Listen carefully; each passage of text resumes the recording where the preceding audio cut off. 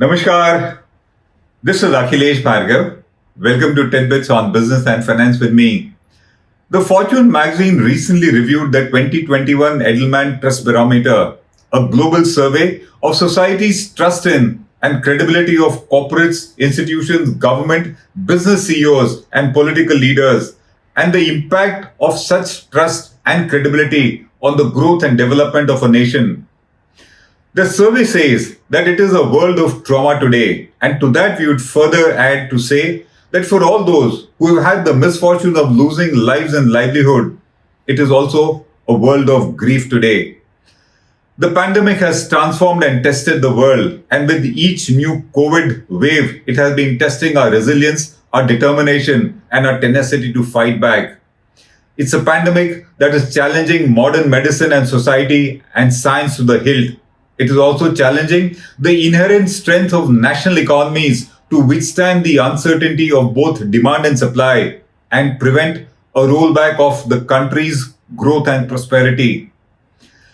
With one COVID wave being followed by another and yet another deadlier variant of the virus, the end of it is not yet in sight and uncertainty prevails at present. Never in human history have vaccines been approved so hurriedly by the regulators, effectively making us, human beings, the very guinea pigs. The virus is back with a vengeance, even in smaller nations like Taiwan, Japan, and Singapore, all of which had controlled it, and it continues to resurge fiercely in big countries like India. Even in the case of US, with over 40% of its population vaccinated, it is not yet sure, as it fears yet another wave. And that is perhaps the reason why it refuses to give its present surplus stockpile of vaccines to needy nations like India, which need it very badly. Though with each COVID wave, there has been a more destruction of lives and livelihood, we yet know that we will ultimately overcome this pandemic. But what we do not know at present is at what cost are we going to overcome this deadly virus. It's a world of trauma, it's also a world of tenacity, and it's a world with a never say die spirit. The pandemic and the war against it has tested public trust and faith in the government, in institutions, in corporates, in CEOs, and in leaders, and in the public itself.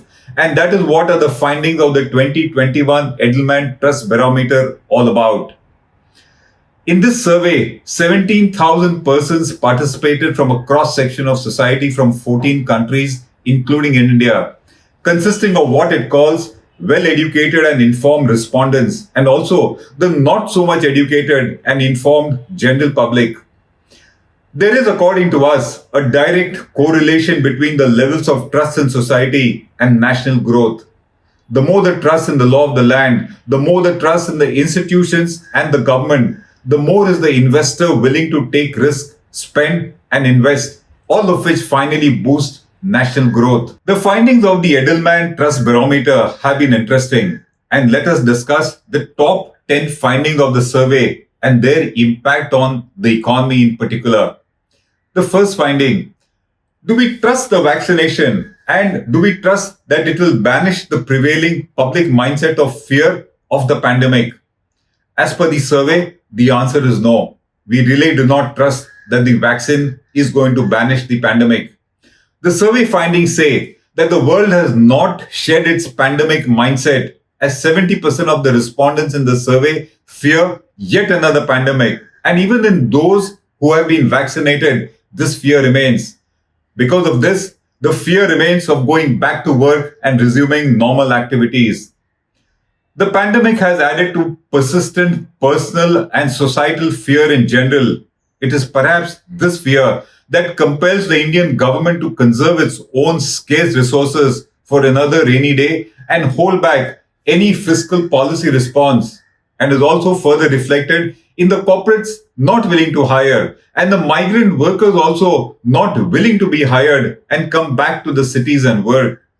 The fear thus remains, the trust has not come back that the vaccine will banish the pandemic. The second finding is that the trust gap between these sections of society, which is the informed section and the not so well informed section, the educated section and the not so educated section, has only widened. While 71% of the informed and educated public that was surveyed has trust in the government, institutions, and corporates, only 58% of the mass public does so. There's an 18% gap, and that has widened. And that's because of the huge rise in inequalities and poverty in India, and the fact that it is the lowest strata of society that has suffered the most due to this pandemic, and thus this strata feels let down. It feels that it has had a raw and unfair deal, and therefore its trust in these institutions has depleted. The trust of the mass public has depleted in corporates as well as in the government, and interestingly, it has depleted in the NGOs also. The third finding: the pandemic has increased mental health issues and job losses, with over 55% of the respondents having increased mental health problems and having also lost their jobs, which unfortunately, many of which will not come back. This, we feel, is the worst negative consequence of the pandemic: huge increase in mental health issues and loss of jobs, which will just not come back.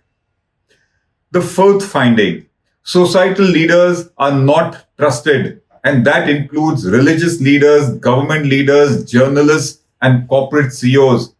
In India, the trust in business CEOs has fallen to an all-time low, and it has also fallen in the case of government officials, which was anyways always very low, but it has been eroded even further.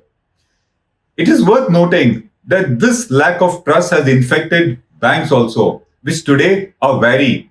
Bankers are wary increasingly to lend, and this has adversely affected lending in business and also the ease of doing business in India.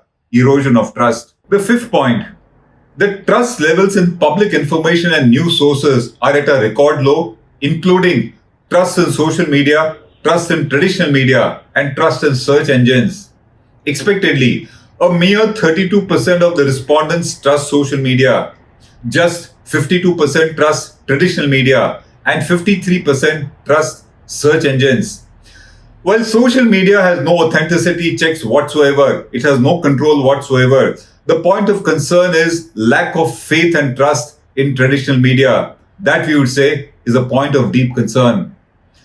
The sixth finding: unsurprisingly, according to us, the government is not trusted in 10 out of 14 countries, including in India. And the government leaders are seen to be less honest than a year ago. This is common across 14 nations, and we think it is rising worldwide.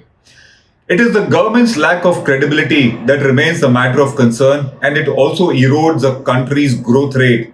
As we said, if you have a government that you can trust, there's a larger propensity to invest. It only boosts the growth rate of a country.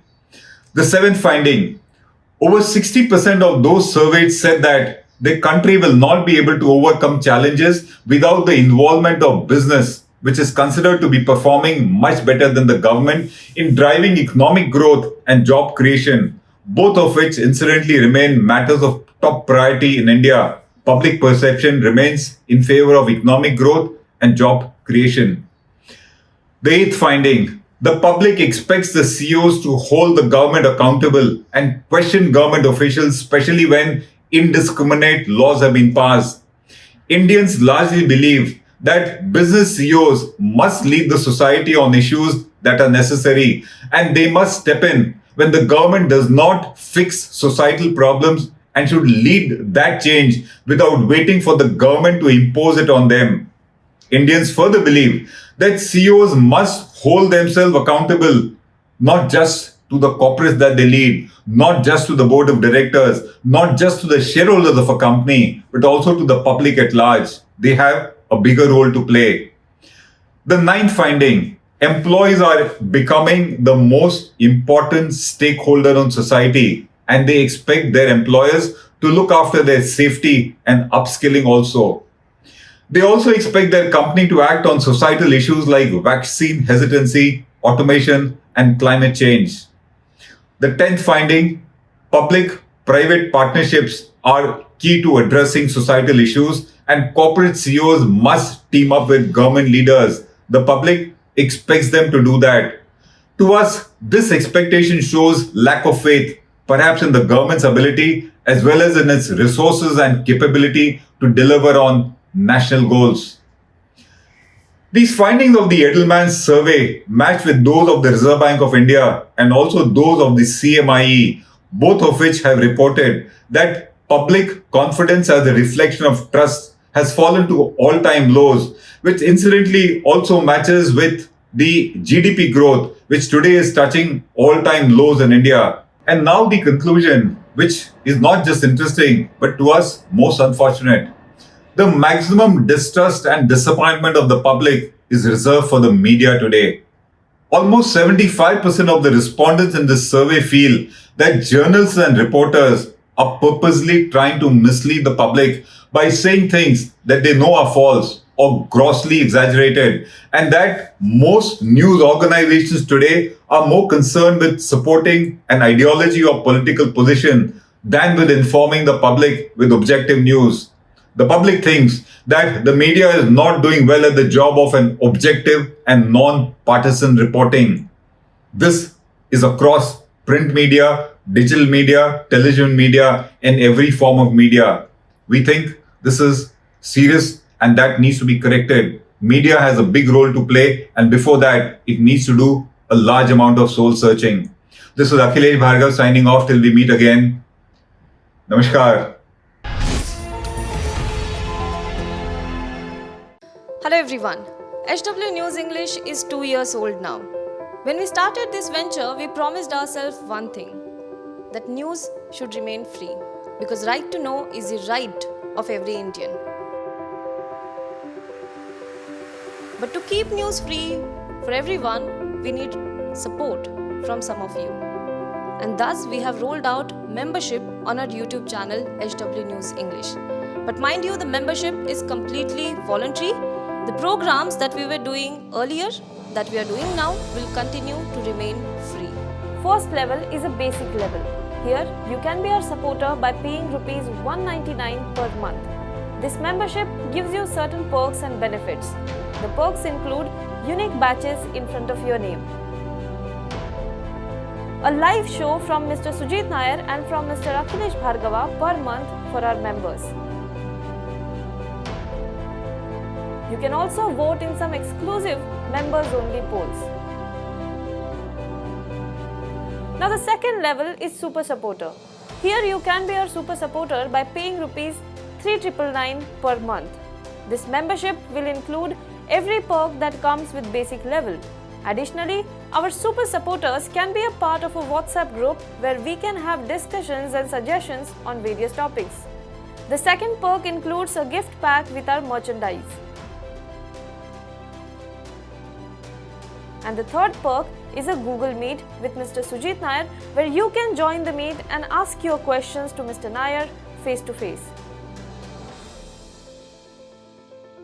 Lastly, if you like, we would give a shout out to our super supporters in our programs. So, hope to see you soon with our badges.